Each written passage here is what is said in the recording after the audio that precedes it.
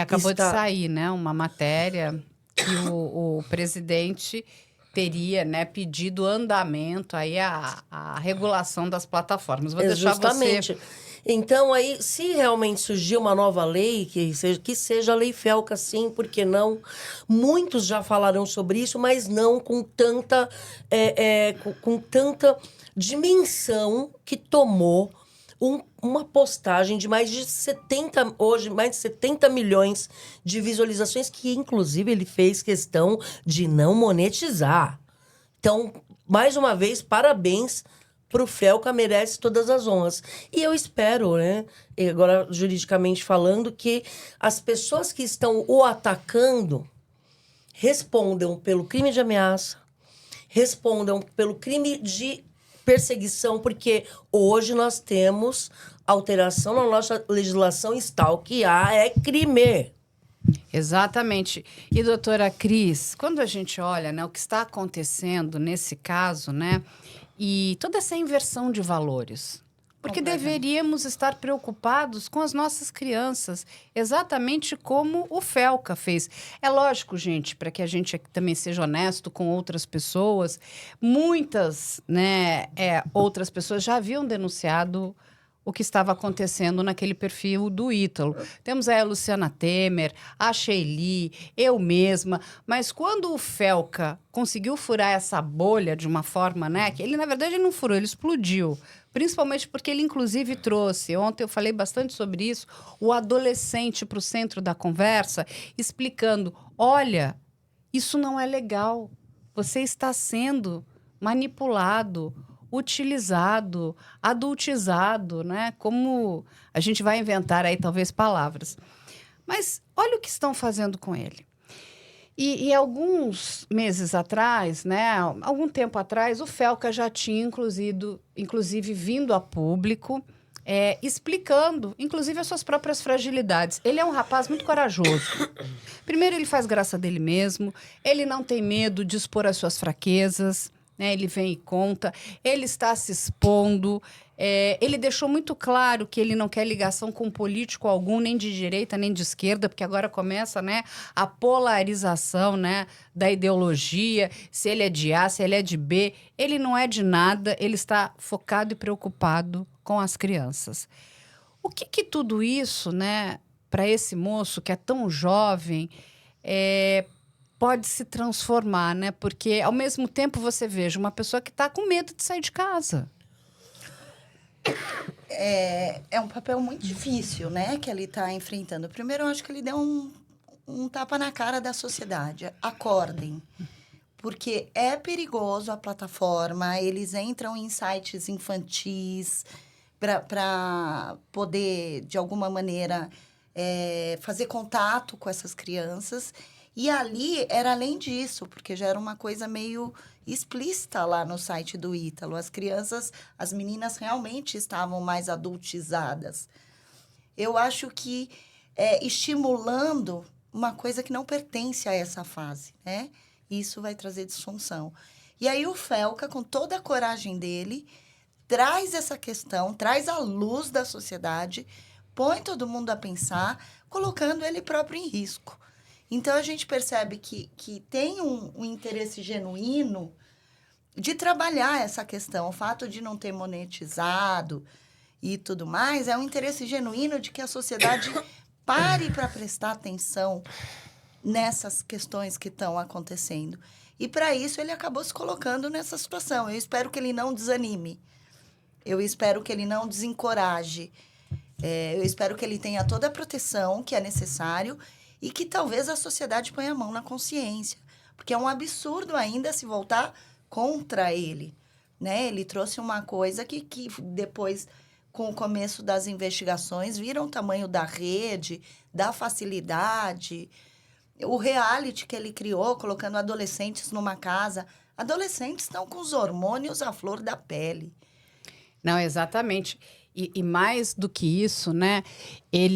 Quando ele deixa de monetizar, de novo, um outro tapa na cara, porque para que as pessoas tenham ideia, a audiência que ele conseguiu é maior do que todas as TVs abertas em conjunto. Ou seja, veja o poder, né, do vídeo dele, desse documentário que ele criou. Ele ficou ali durante bastante tempo, eu conversei com o Senzi, né, nós somos muito amigos, do tempo que o Felca se debruçou para tentar entender o que estava acontecendo. Como as nossas crianças estão tão vulneráveis? Por que não existe proteção? E aí eu só consigo encontrar uma palavra para tudo isso: é ganância. Né? E não é possível que uma plataforma, uma Big Tech, que vale bilhões de dólares, não esteja preocupada em proteger crianças e adolescentes. Para mim está tudo errado. Mas hoje, doutor Nabuco e doutora Alessandra, acabou de sair a notícia, olha só. Lula, o presidente Lula, vai enviar PL para regular a atuação das Big Techs após denúncia de Felca, né? Disse o ministro. Quando a gente olha essa nota, eu queria ouvir de vocês, primeiro, o que isso significa, né? Porque a primeira coisa, e é muito conveniente para as Big Techs, que eles tragam a questão da censura. E agora vão censurar, vocês serão censurados. Gente, não se trata de censura. Se trata de coibir crimes graves, não é? Porque uma coisa é a gente não prestar atenção aqui na infância e na adolescência. E aí eu queria perguntar para vocês, porque eu também fiz uma pesquisa rápida e eu vi que nós tínhamos ali no Congresso alguns projetos de lei tramitando em relação a essa erotização das crianças, em relação a essas questões, mas tudo muito parado. Ninguém se mexe, não há movimento.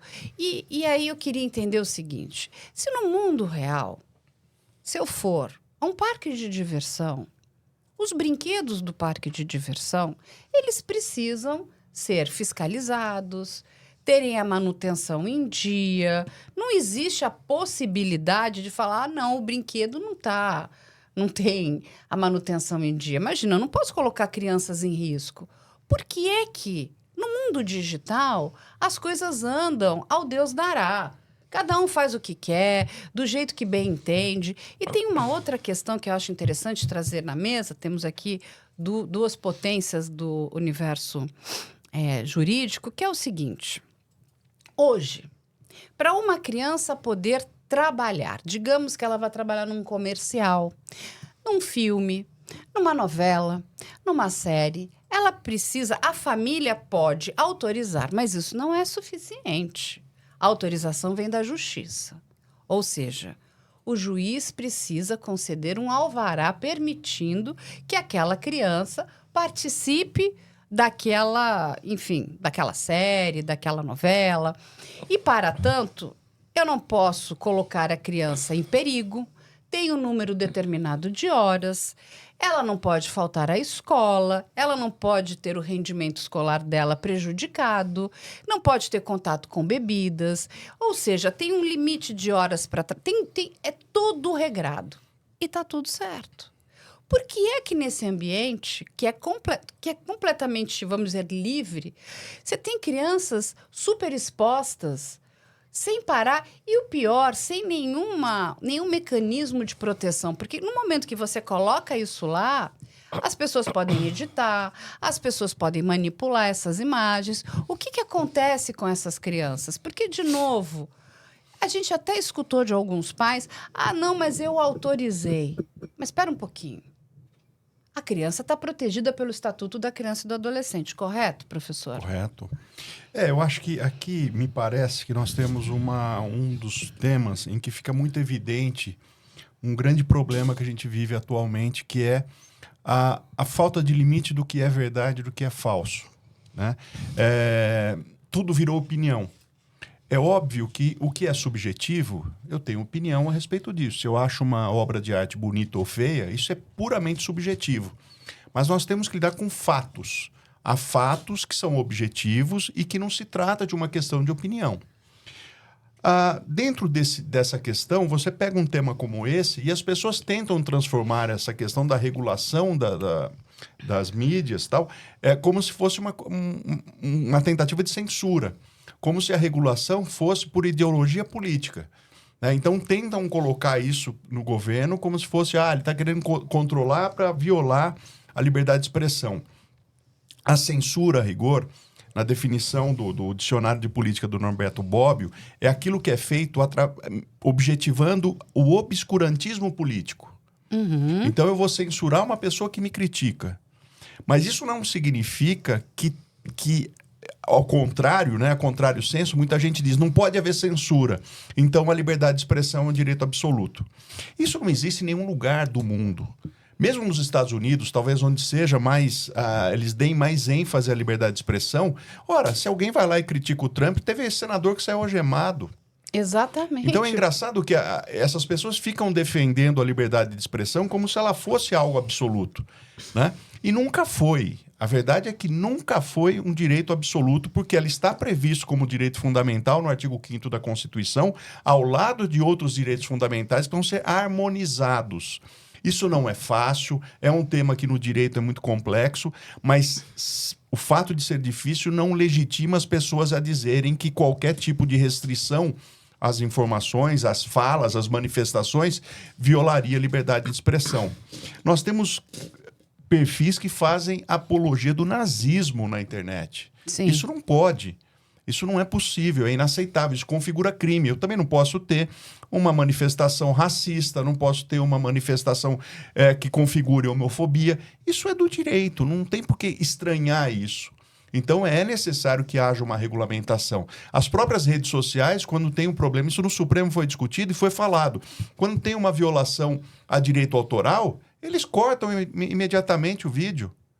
Mas daí querem dizer que alguém que está defendendo o nazismo pode defender isso livremente porque está protegido pela liberdade de expressão. Mas eu não estou protegido pela liberdade de expressão quando eu violo o direito autoral colocando no meu vídeo uma música de alguém.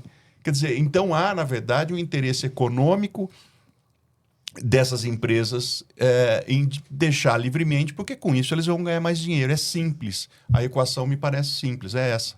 Justamente. E se me permite, Lógico. especificamente aqui nesse caso do Felca, do Ítalo, a gente tem uma criança, né? O cenário para a gente contextualizar, uma criança de apenas 12 anos participando, que é a protagonista dessas crianças, é a Camilinha. Camilinha. E essa menina com apenas 12 anos, e as informações a gente tem que a mãe não dava muita atenção, a mãe não ligava muito, e aí...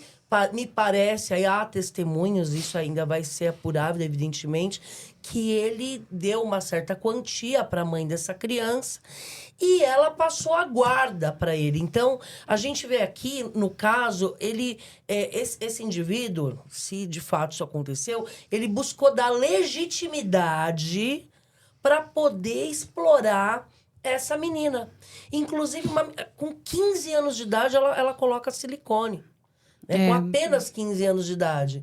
Então, assim, não era uma figura paterna. Que guarda que é essa? Eu não vejo uma figura paterna. A gente vê, de fato, uma figura de uma exploração dessa criança, dessa adolescente. E aí, só para a gente explicar para as pessoas a questão de censura e responsabilização. Eu quero, saber se vocês concordam todos aqui comigo, Eu até trouxe aqui para deixar muito claro que a censura é suprimir ideias legítimas, opiniões políticas e críticas. Isso é censurar alguém. Eu estou censurando, eu estou tirando o direito dele de se expressar. Agora, responsabilização é estabelecer limites e impedir crimes, abusos e danos, especialmente contra vulneráveis como crianças. É sobre isso, gente, que nós estamos falando. Ninguém quer tirar o direito de liberdade, ninguém quer censurar ninguém, mas nós precisamos proteger as nossas crianças. Vocês concordam com isso? Sem dúvida. Absolutamente. E aí, quando a gente fala de crianças, a gente está aqui com uma grande psicóloga. Doutora Cris, que futuro a gente está dando para essas crianças que foram colocadas nesse universo de se transformarem em mini-adultos, em todos os sentidos, não só na erotização dessas crianças, mas a gente encontra desde coaches crianças de 12 anos dando sugestões de como aplicar no mercado financeiro e assim com falas de que não é necessário, a escola é chata, não é necessário estudar. Meu filho, você acha mesmo que você vai entrar no mercado financeiro? Você acha que você vai conseguir fazer qualquer aplicação sem ter um mínimo de base escolar? Desculpa, não, sabe, chega a ser... É uma coisa ordinária isso, no sentido de, sabe, é de um mau caratismo. E aí o que acontece? Só que ele faz a criança, parece um papagaio, né? Ela repete, ela acredita. Então ela está naquela posição, sentada na mesa com uma outra criança, dando opiniões num assunto que ela não tem a menor condição de entender o que está acontecendo. Isso é um ponto. Aí nós temos uma outra criança, como o pastor Miguel. O que era aquilo, gente? Sabe, aquele menino, eu olhava para a imagem daquele menino e eu via ali nitidamente a imagem do abuso. Não, e ele acreditava, eu não sou profeta. E ele dizia, não, você tem que colocar dinheiro em mim porque você está colocando dinheiro na luz. Nitidamente esse dinheiro, inclusive nem para ele estava indo, né? Estava indo para o bolso de alguém, imagino eu aqui. Aí a gente tem a questão dessa erotização dessas crianças, né? E sabe o que é mais maquiavélico dentro da questão das plataformas? Eu estava conversando com um especialista em algoritmo e os algoritmos foram pensados por psicólogos, vejam só, não é? Gente! Então, olha só, que é para capturar e te prender ali, que é chamado... aquela coisa do sem limite, não tem fim. Ou seja, quando nós assistimos uma série, lemos um livro, temos a última página, acabou. A série tem o último capítulo. O filme tem o apagar das luzes. Mas quando você entra dentro da rede social, é um looping infinito. Aquilo não tem fim. Você fica rolando. E a criança está imersa dentro de um universo que nem ela sabe como sair, né? Parece a caverna do dragão. Lembram da Yuni? Que quando eles estavam perto de sair, a Yuni arrumava e ninguém conseguia sair da caverna do dragão. O que vai acontecer, né, com essas crianças? Se a gente... Porque não é só... a hiperexposição sexual dessas crianças, mas é num contexto geral, doutora Cris. Então, quando você me pergunta o que nós estamos dando para essas crianças, o que me vem na cabeça é o que nós estamos tirando dessas crianças. As oportunidades que nós estamos tirando delas viverem a infância, delas terem um tempo de maturação cerebral, maturação emocional, para poder lidar com questões que não deveriam fazer parte do universo delas. O que eu vejo como consequência disso? É muito comum aparecer no consultório adultos que começam a tomar um monte de atitudes inadequadas e quer viver alguma coisa que ele deixou de viver lá atrás. Então, acaba fazendo isso, sabe? Quer viver paixões, quer viver histórias... está cansado dessa responsabilidade e acaba agindo muitas vezes com a impulsividade de um adolescente. Então, eu acho que no que isso vai dar me preocupa e eu não saberia te dizer. Mas assim, quando a gente para olhar, né? É preocupante. Eu acho que é assustador, mais do que preocupante, porque a gente precisa devolver a infância. A infância. E a infância ela é muito importante para todos nós, não é? Muito. Para a maturação cerebral, para o desenvolvimento do cérebro é muito importante a infância. Para desenvolver criatividade, para desenvolver formas de lidar com obstáculos em cada grau, né? Conforme você vai vivendo, você vai criando a maturação emocional, o desenvolvimento emocional. Porque essas crianças, elas às vezes não têm nem a compreensão de que estão sendo usadas. Às vezes elas estão lá presas no coisa, como está me tratando bem, estou sendo desejada de alguma maneira, sem perceber o quanto isso às vezes é um abuso. Com todo o desenvolvimento, inclusive sexual, erótico, de sedução, que ela poderia ter de uma outra forma saudável, com um amiguinho ou com alguém que ela tivesse um afeto, um desenvolvimento e se descobrindo aos poucos. A gente tá... E até com a questão da validação também, né? Porque quando a gente está dentro da rede social, E muitos, infelizmente, muitos pais criam redes sociais para os seus filhos bebês, né? Eu nunca consegui entender isso. Tem rede social para pet, tem rede social para bebês. E são criadas pelos próprios pais. Eu acho que ingenuamente, né? Eu acho que nem eles entendem. Eu conversei outro dia muito com a Sheili. A Sheili é uma grande ativista, ela faz um trabalho bastante importante, né? De levar informação para as famílias em relação a esse ambiente digital. E olha o que ela me contou, Carla. Tinha um perfil de uma família aonde eles capturaram todas as imagens, esse perfil estava aberto, e eles criaram um perfil, um perfil secundário. Ou seja, estavam explorando todas as imagens da filha de alguém. E demorou quase 1 ano para a plataforma derrubar o perfil que não era o perfil verdadeiro. Ou seja, olha o que ela estava nos falando. Olha o que estão fazendo com as imagens de crianças, de pessoas alheias. Porque você coloca ali, aí de uma forma talvez ingênua, porque as pessoas talvez não saibam dos perigos. E esses perfis ficam usando, porque ficam comercializando tudo isso. Tem uma pesquisa que saiu, é importante a gente passar essas informações para a nossa sociedade, que hoje o que dá mais engajamento são esses perfis infantis e de adolescente. Mas, assim, em primeiro lugar. Então, tudo que tem criança, que tem adolescente, entra numa viralização. Eles são preferidos, inclusive, para que marcas publicitárias façam investimentos. Então, não é...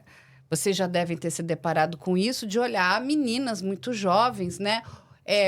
Usando maquiagens, produtos de beleza, coisas que elas nem precisariam, porque são jovens, têm, né, a pele incrível. A gente é que precisa disso, né? Adolescente botando botox. Exatamente, fazendo cirurgias plásticas sem necessidade, porque são um grande mercado. Quando a gente olha tudo isso, olha o tamanho do perigo que todas essas crianças estão sendo expostas, os pais não sabem, ou seja... E hoje está todo mundo... Poxa, mas era só o meu álbum de fotografia. Era isso. Foi isso que foi prometido no passado. Só que, gente, a plataforma não é o seu álbum de fotografia. A plataforma, ela precisa ganhar dinheiro. E ela ganha muito dinheiro. Ela lucra muito. E ela lucra como? Conhecendo você, para te entregar mais do mesmo, para poder entregar aquela propaganda perfeita, para quando chegar, seja quase que impossível você negar aquela oferta que está chegando ao seu alcance.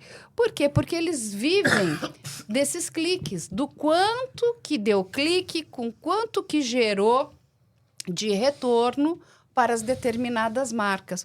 Ou seja, as nossas crianças viraram produtos. É chocante. A gente tem...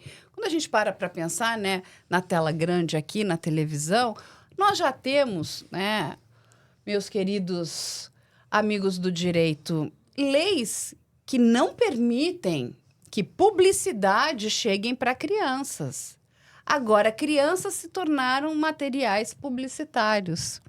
E vendem para quem? Para outras crianças também. Pois é. Eu estava lembrando aqui, a gente até comentou, né, antes do programa começar, nos anos 90, logo depois que o ECA foi aprovado, houve um caso muito polêmico, um livro que foi editado chamado Anjos Proibidos. Eu fiquei na dúvida aqui, acabei conferindo, era esse o nome mesmo, Anjos Proibidos. Não havia internet, não havia rede social, muito menos, e era um livro editado em que havia nudez de adolescentes. Esse livro, houve uma ação penal, discutia-se muito se era artístico, se não era, se era pornografia e assim por diante. O que eu proponho como de reflexão para as pessoas que nos ouvem é o seguinte: se foi proibido um livro, por que isso seria permitido no YouTube, no Instagram, no Twitter? Qual é o sentido de você ter um lugar em que tudo pode, que não esteja sujeito ao controle judicial? por mais que nós tenhamos dificuldade, muitas vezes o que que é opinião, o que que é liberdade de expressão, como eu disse antes, não é fácil, mas esse é um exemplo interessante. As pessoas tratam esse tema como se fosse uma coisa ideológica, de querer perseguir adversários políticos, calar adversários políticos. Não, é preciso que haja, sim, regulação, porque se não podia mostrar nudez de adolescente em livro, não pode, obviamente, nas redes sociais, né? Então, acho que esse é um tema que a gente tem que enfrentar com um pouco mais, ou com muito mais maturidade, melhor dizendo. Exatamente. Justamente. E assim, na realidade, esses programas, esses reality shows de rede social que ele fazia, a gente não tinha ali pornografia, sexo explícito. Isso é importante. Não estou fazendo a defesa do Ítalo, não é isso. Não, porque tá? daqui a pouco ela vai fazer a promotora aqui. A gente já combinou. A ideia aqui é a gente fazer a acusação, não a defesa. Mas, na realidade, para ser imparcial, pelo que eu vi, né? Evidentemente tem muita informação.